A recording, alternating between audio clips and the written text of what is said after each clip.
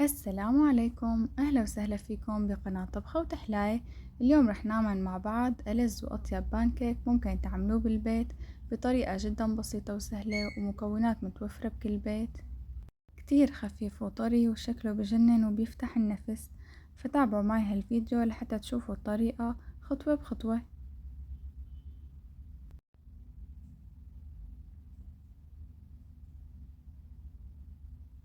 وهلأ يلا نبلش. أول شي رح ضيف بيضة، وأهم شي تكون بدرجة حرارة المطبخ، يعني تكونوا مطلعينها من البراد قبل بنص ساعة أو ساعة. وبعدين بدي أضيف 3 معالق سكر، وبدي أحركهم كتير منيح مع بعض لحتى أتأكد إنه السكر داب عندي تماما والبيضة تضاعف حجمها وتغير لونها. وبعدين بدي أضيف معلقة صغيرة فانيليا وكمان حركها لتمتزج مع المكونات. وحابة أذكركن لا تنسوني من دعمكن من لايك واشتراك بالقناة لحتى استمر وعلى الطبخة وتحلاية كبار. وكمان ضفت كاسة حليب دافي، وبدي أضيف كمان 3 معالق من الزيت النباتي وبحركن لحتى يمتزجوا مع المكونات، بس ما بكتر تحريك، مجرد ما حسيتن امتزجوا بوقف عن التحريك. وهلأ بدي أضيف المكونات الجافة. رح أضيف كاسة كبيرة من الطحين، رح أنخلها فوق المكونات، وبعدين كمان معلقة كبيرة بيكنج بودر، بس كمان لازم أنخلها.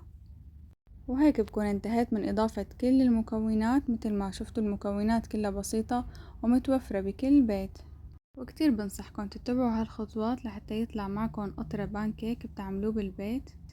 وصفة كتير سهلة وسريعة وما بتحتاج منكم أي وقت، خلال 5 دقايق بتحضروا أطيب وألذ بانكيك. وهلا بعد ما انتهيت من إضافة الطحين والبيكنج بودر بدي حركهم لحتى يختلطوا مع المكونات، بس أهم شي بهالمرحلة ما بالغ كتير بالتحريك، يعني مجرد ما اختفى الطحين عندي فأنا بوقف عن التحريك. بس أهم شي كمان اتأكد إنه الطحين كله امتزج مع المكونات، وبمعلقة هيك بنزل بقايا الطحين اللي عالداير لحتى ما يضل عندي أي تكتلات من الطحين. وهلأ رح صفي الخليط لحتى أتأكد إنه ما ضل عندي أي تكتلات حتى لو كانت بسيطة. طبعا لو انتوا عم تستخدموا الخلاط فما في داعي لهالمرحلة، ما في داعي انكم تصفوه. وهلأ بجهز المقلاية ودهنتها بشوية زيت نباتي لحتى ما يلزق عندي البانكيك، وعلى درجة حرارة متوسطة بلش تشكيل دوائر البانكيك. طبعا انتوا بتشكلوا الدوائر بالحجم اللي انتوا بتحبوه، واول ما اشوف هيك ظهرت فقاعات على اول وش فانا فورا بقلبهم على الوش التاني، وبستمر بهاي الطريقة لحتى يخلص عندي كل الخليط. مثل مو شايفين ما شاء الله عم يطلع لونهم ذهبي، بياخد العقل. حتى قوامهم ما شاء الله هش وطري وبياخد العقل ولا أطيب. كتير بنصحكم تجربوا هالطريقة وتخبروني رأيكم بالتعليقات، متأكدة انه رح تعجبكم ورح تحبوها كتير. ومثل ما شفتوا ببيضة واحدة بمكونات بسيطة عملنا أطيب بانكيك، وكمان كميتهم ما شاء الله بتطلع منيحة، يعني ما رح تكون كمية قليلة.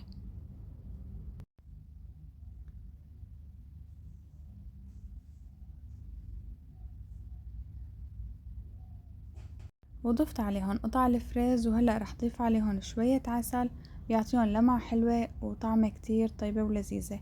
طبعا انتو فيكن تضيفوا الفواكه اللي انتو بتحبوها، وفيكن تضيفوا كمان الشوكولا بدال العسل.